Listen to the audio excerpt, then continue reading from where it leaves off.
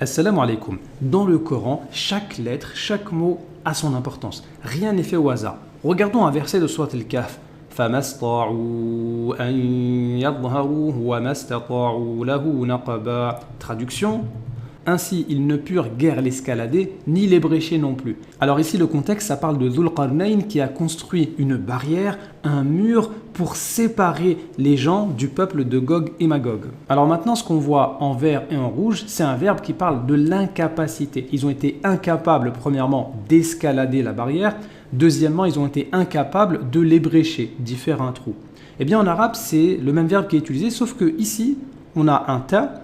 Et là, le ta n'est pas présent. Alors, pourquoi le ta n'est pas présent ici? C'est ce qu'on appelle en arabe tarfif. Ça veut dire que le verbe il a été allégé. Parfois, certains mots qui sont difficiles à prononcer, ils sont prononcés de manière normale. Et parfois, ils sont prononcés de manière plus facile. Mais la question, c'est pourquoi est-ce que c'est ici que c'est plus facile à prononcer plutôt que là? Parmi les explications qu'on va trouver dans les tafassir, c'est que après famasta'u, on a une hamza an, et la hamza, c'est assez difficile à prononcer, donc le mot d'avant est facilité, alors que ici, wa mastata'u lahu, le lam est plus facile à prononcer. On trouve aussi une autre explication. La barrière, elle n'est plus efficace dans deux cas. Premièrement, si on arrive à l'escalader. Deuxièmement, si on arrive à la détruire ou à y faire un trou. Mais qu'est-ce qui est plus facile entre escalader une barrière et trouer cette barrière-là ou un mur? C'est évidemment le premier cas. Ils ne purent l'escalader, famasta'u, plus facile à prononcer, plus facile à faire. Et deuxième cas, wa mastata'u, et ils n'ont pas réussi à ébrécher la barrière, ce qui est plus difficile, donc le mot est plus difficile à prononcer. Cette harmonie et cette beauté du texte coranique, vous voyez ici là, le ta là, c'est pas un oubli, c'est pas une erreur, tout est fait de manière très précise. Cette harmonie là, on va la retrouver dans la même sourate Al-Kahf, juste avant l'épisode de Dhul Qarnayn, c'est-à-dire l'histoire de Moussa alayhi salam avec l'homme pieux. Moussa alayhi salam demande à suivre l'homme pieux. Et l'homme pieux, il avait une connaissance que Moussa alayhi salam n'avait pas. Et donc l'homme pieux, il prévient Moussa, il lui dit Qala innaka lan tastati'a ma'iya sabra.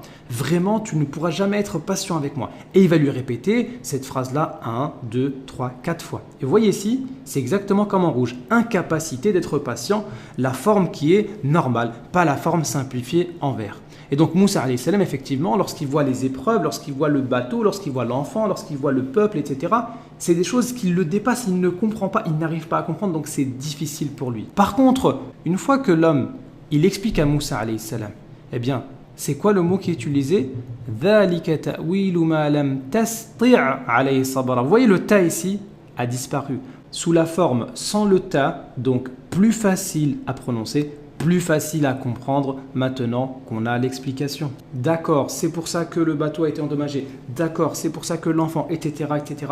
Maintenant, avec l'explication, c'est plus facile de patienter, plus facile aussi de prononcer. Non, faut arrêter de penser que le Coran c'est juste un texte comme ça, avec des lettres qui changent au hasard, sans aucune sagesse, etc. Non, faut arrêter. Le Coran, c'est parfait, il n'y a rien qui est fait au hasard, c'est la parole d'Allah Azza wa Jal, le Seigneur de l'univers. Et ça nous montre aussi que Allah Azza wa Jal a voulu pour nous la facilité de la lecture, la facilité de la compréhension. Et donc le Coran, ça ne devrait pas être un livre difficile à ouvrir, ça ne devrait pas être un livre qu'on met facilement dans le placard. Au contraire, le Coran, ça doit être un livre qu'on lit et qu'on médite tous les jours.